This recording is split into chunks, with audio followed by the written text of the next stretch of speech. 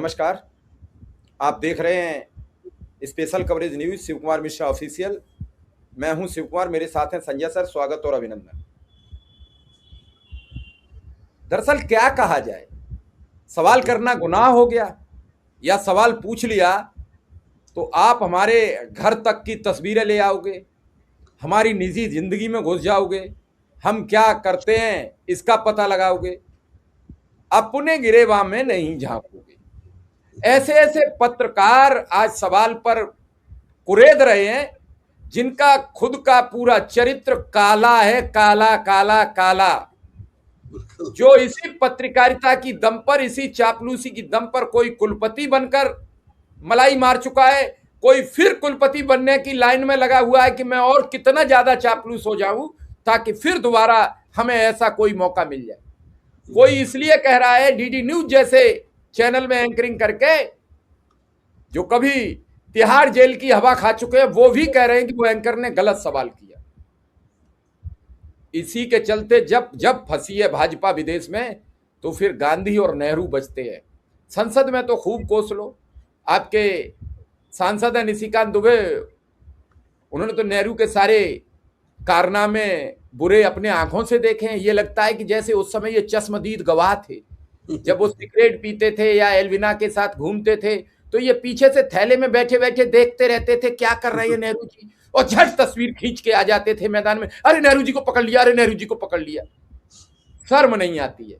कम से कम उसी संसद का कोई आदमी संसद में नेता सदन रहा हो। मैं तो कल इस बात का भी विरोधी हूं, अगर कोई कल आके मोदी जी के ये चरित्र चित्रण करे मैं उसका भी विरोध करूंगा, क्योंकि मोदी जी देश के प्रधानमंत्री हैं।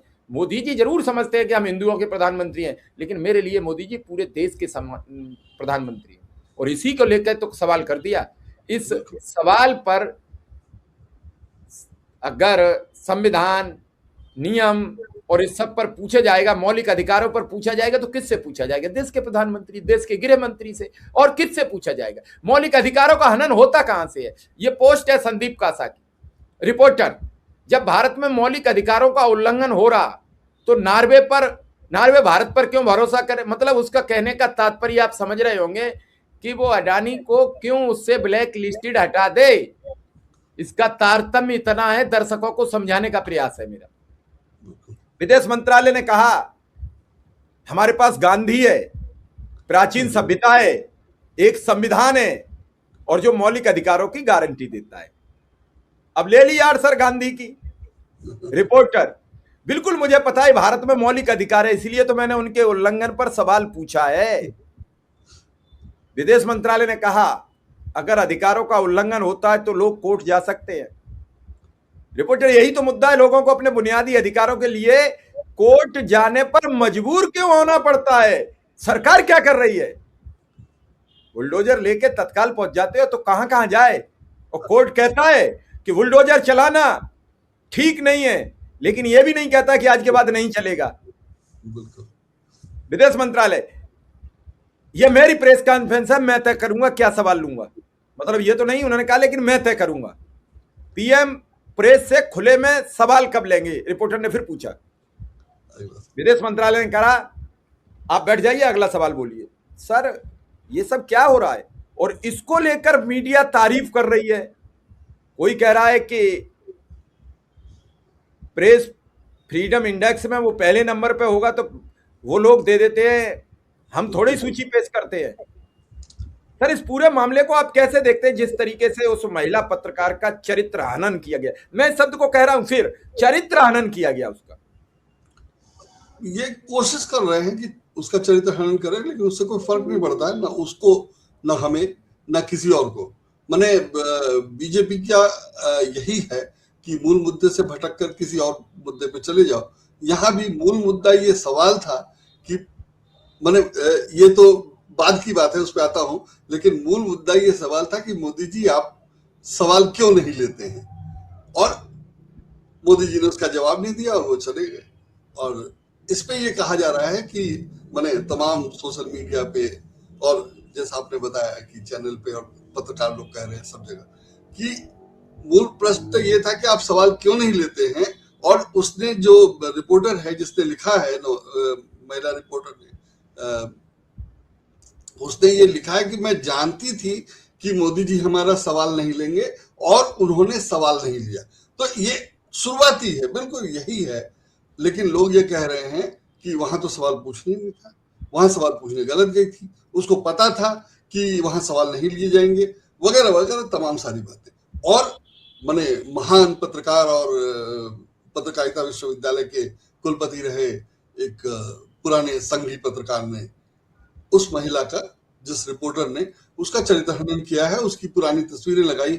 लेकिन चरित्र हनन इससे भी नहीं होता है। माने अगर किसी की आप नंगी तस्वीर लगा दें तो उससे चरित्र हनन थोड़ी हो जाएगा। हर आदमी अपने कपड़े के अंदर नंगा है, कोई भी नंगा है।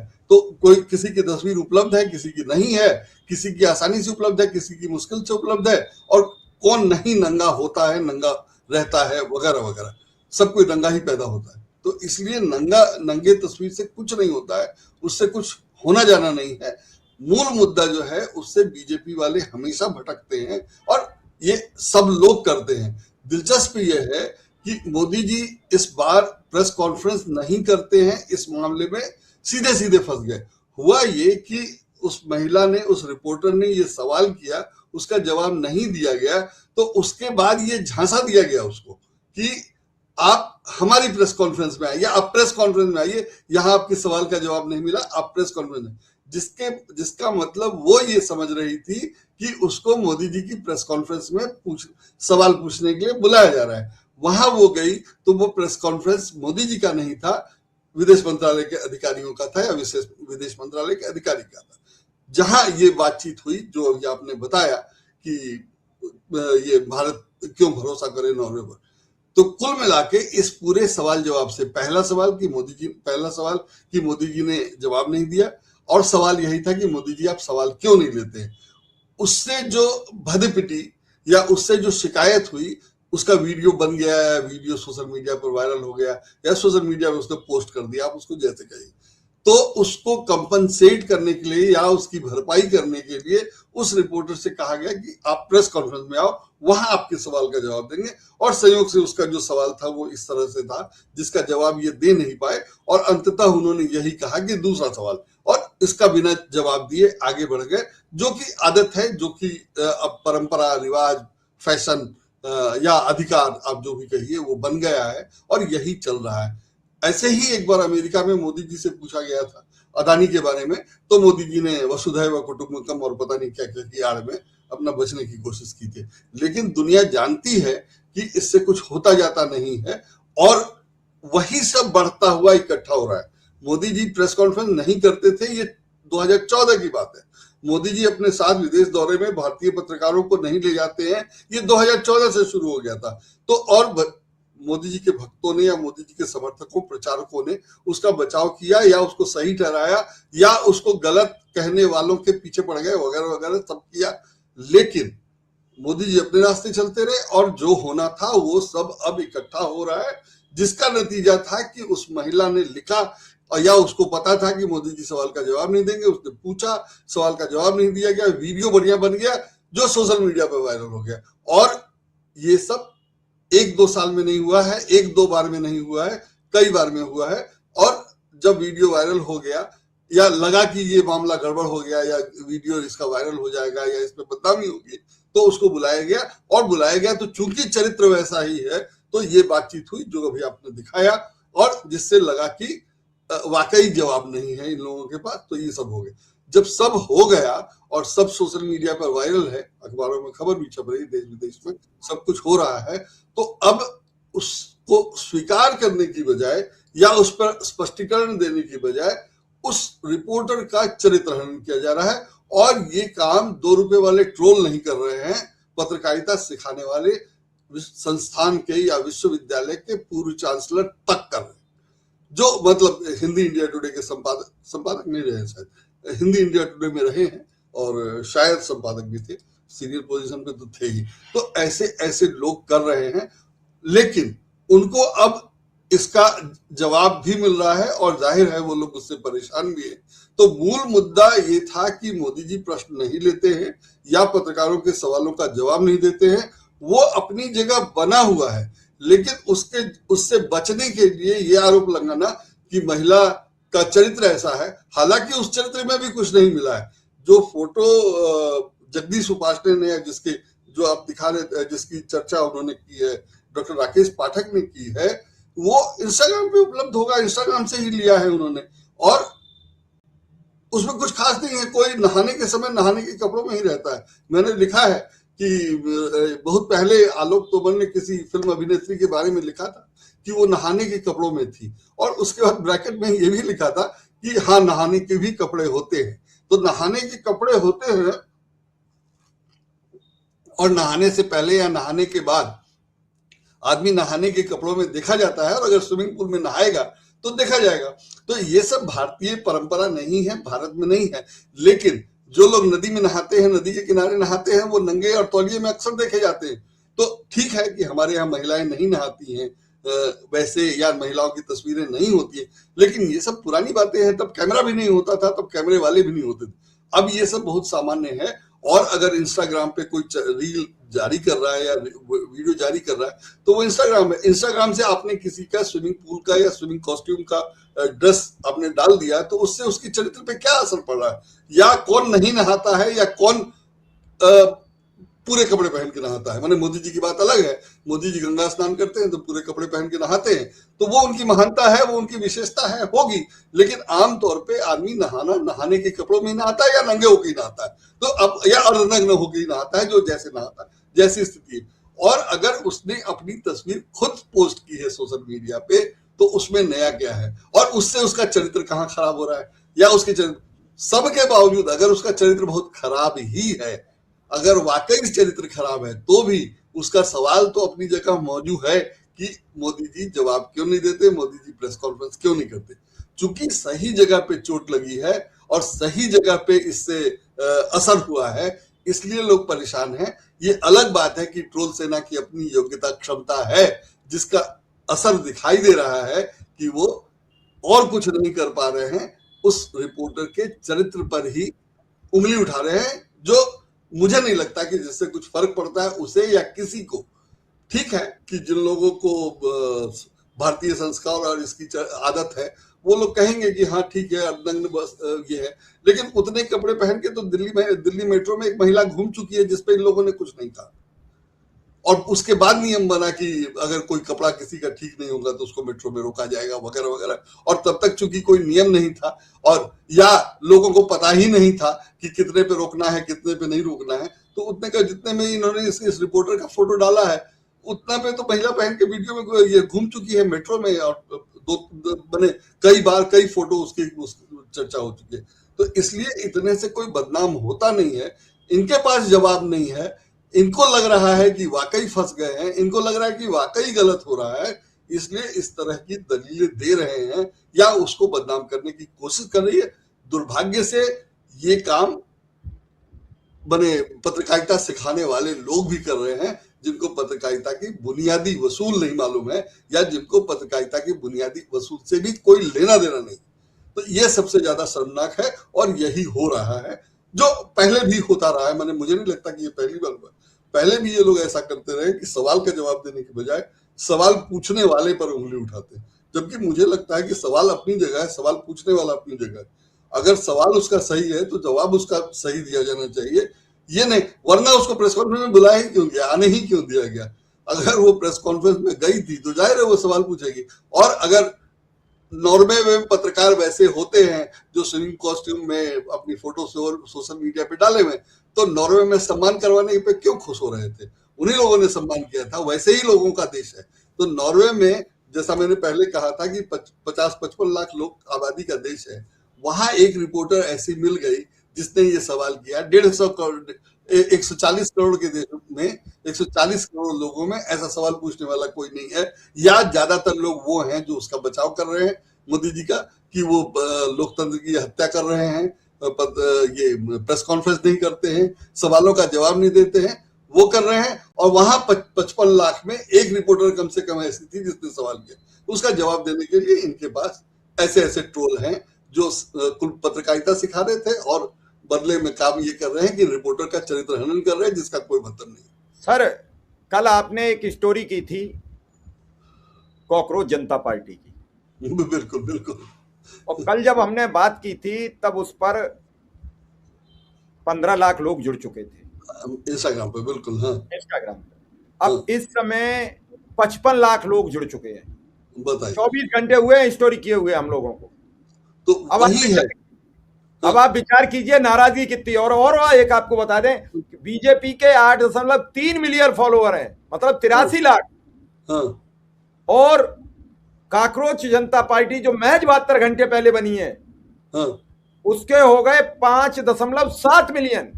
तो अभी बताइए, बीजेपी को पार करने में उसको ज्यादा टाइम नहीं लगने वाला है। और आम आदमी पार्टी के 1.9 मिलियन, बिल्कुल। उसे पार कर चुकी, उसके तिगुने हो गए। हाँ हाँ, आप बिल्कुल। नाराजगी देखिए, ये भांप नहीं पा रहे हैं। लेकिन मैं फिर धन्यवाद दूंगा ज्ञानेश कुमार को, इस गुस्सा को जमीन तक नहीं जाने दे रहे हैं। नहीं मैंने बहुत होता है 12 साल माने ठीक है। जब मोदी जी जीत गए थे तो किसी ने सोचा होगा कि ठीक है 5 साल में चले जाएंगे, 5 साल के बाद हार जाएंगे, या 5 साल में सरकार बदल जाएगी।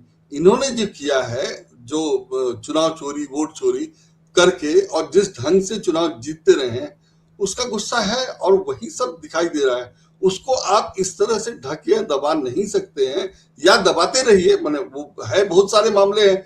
आज मैं देख रहा था, मुझे पता नहीं था, आज मैं देख रहा था यूएपीए पर मैंने खबर छपी अखबार में कि सरकार चाहती है कि यूएपीए का मामला जो है वो सुप्रीम कोर्ट की बड़ी पीठ सुने और ये तय किया जाए। मैंने दिल्ली पुलिस चाहती है, असल में सरकार नहीं। और ये तय किया जाए कि उसमें जो जमानत नहीं देने का जो नियम है, जिसकी अभी आलोचना सुप्रीम कोर्ट के जजों ने की उमर खालिद वाले मामले में, उस पर सुनवाई हो और उसको फैसला, उसको ठीक किया जाए। माने किसी पर सरकार या पुलिस चार्ज लगा दे और सुप्रीम कोर्ट उसको जमानत ही नहीं दे, ऐसा कानून अपने देश में बना हुआ है और उस कानून को आप आगे जारी रखना चाहते हैं। और सुप्रीम कोर्ट में अगर मुख्य न्यायाधीश के बड़ी पीठ बनेगी भी तो क्या होगा उसके बारे में, या कोर्ट क्यों नहीं जाते हैं का जवाब यही है कि कोर्ट में तो पैरासाइट और कॉकरोच कहा जा चुका है। और उससे इतनी नाराजगी है कि कॉकरोच जनता पार्टी इतना लोकप्रिय हो रही है। माफ कीजिएगा। तो ये जो चल रहा है उसी सब का गुस्सा है जो दिखाई दे रहा है।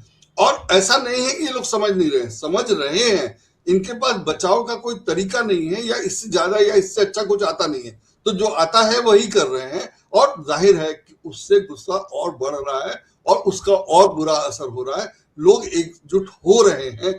हालांकि मोदी जी का जो, या ज्ञानेश कुमार का जो चुनाव सिस्टम है, उसमें मोदी जी चुनाव जीतते रहेंगे तो जीतते रहे, लेकिन जो हो रहा है वो अब दुनिया में दिखाई देने लगा है और वो उसको उनको भी समझ में आ रहा है। और अब जगदीश उपासने जैसे ट्रोल को सामने आना पड़ रहा है, या जगदीश उपासने जैसे ट्रोल को खुलकर दिखना पड़ रहा है। जब वो कर रहे हैं तो जाहिर है उनके साथ वाले, उनके शिष्य लोग, उनके पढ़ाए हुए लोग, कितने लोग लगे हुए होंगे मैदान में, तो वो लगाना पड़ रहा है, लगाना ही पड़ेगा। तो ठीक है, वैसे वो जीत सकते हैं तो जीतते रहेंगे, लेकिन जो सच्चाई है वो दिखाई देने लगी है। चलिए सर, बिल्कुल आपने ठीक कहा। दर्शकों को यह खबर देखनी चाहिए और इसके बाद ये बताना चाहिए कि पत्रकारिता में सवाल करना गुनाह है। अगर गुनाह है तो हमें ना लिखें, और अगर ठीक है तो हमें हाँ लिखें, और ज़्यादा से ज़्यादा इस वीडियो को बढ़ाएं ताकि भारत में पत्रकारिता जिंदा रहे, सवाल करने वालों का हौसला बढ़ा रहे। वरना ये नामुराद आपके सवाल तो छोड़ दीजिए, ये अपने भी सवाल नहीं कर पाएंगे। आपके तो छोड़ दीजिए, ये अपने ही नहीं कर पाएंगे कि हमें नौकरी से क्यों निकाल दिया गया। और फिर गुहार लगाते हैं कि भैया हमारी नौकरी से तो निकाल दिया, हमारी तनख्वाह दिला दो। तो क्योंकि तुम सवाल करना भूल चुके हो, सवाल तुम्हारी कॉपी में नहीं है। तो चलिए सर, आपने समय दिया इसके लिए बहुत बहुत आभार, बहुत बहुत धन्यवाद। नहीं, एक बात और है कि सरकार जो कार्रवाई कर रही है उसमें कंप्यूटर में सबूत प्लांट करके गिरफ्तार करना, और स्टेन स्वामी को भी वैसे ही गिरफ्तार किया गया था। स्टेन स्वामी 83 साल के थे और उनको गिरफ्तार किया गया एक मामले में। और आज मुझे पता चला, मैं नहीं जानता था, और अब ये स्थिति है कि मुझे नहीं पता था तो मतलब कितनी खबर छपी होगी। तो आज मैं यूएपीए पे देख रहा था कि क्या चल रहा है, तो उसमें पता चला कि स्टेन स्वामी को भी फर्जी, और भी लोगों को गिरफ्तार किया गया पहले। तो फर्जी मामला बनाकर, फर्जी सबूत कंप्यूटर में डाल करके क्या आप साजिश करता है, लोगों को गिरफ्तार किया गया यूएपीए मामले में। जमानत नहीं मिली, मैंने स्टेन स्वामी को तो स्ट्रॉ नहीं दिया गया था, और स्टेन स्वामी तो मर भी गए। जमानत में कई लोग महीनों जेल में रहे हैं, सोनम वांगचुक तक, यूएपीए कानून में। और यूएपीए कानून अभी पक्का नहीं है कि उसमें जमानत नहीं ही मिलनी चाहिए, या नहीं मिले तो वो गैर संवैधानिक है और मुख्य न्यायाधीश कॉकरोच और पैरासाइट देख रहे हैं। ये स्थिति बना दी गई है और फिर प्रेस कॉन्फ्रेंस में कहा जा रहा है कि लोगों को शिकायत है तो कोर्ट जा सकते हैं, और जो कोर्ट जा रहा है उसका क्या हो रहा है वो हम देख रहे हैं। माने चुनाव आयोग का मामला या ये चुनाव चोरी या वोट चोरी का मामला हम लोग देख रहे हैं। तो जो हालत है वो बहुत खराब है और इसीलिए इतना विरोध है और वो इसीलिए परेशानी है और इसीलिए इस लेवल पे प्रचारकों को या भक्तों को या प्रशंसकों को लगाया गया है या लगाना पड़ा है।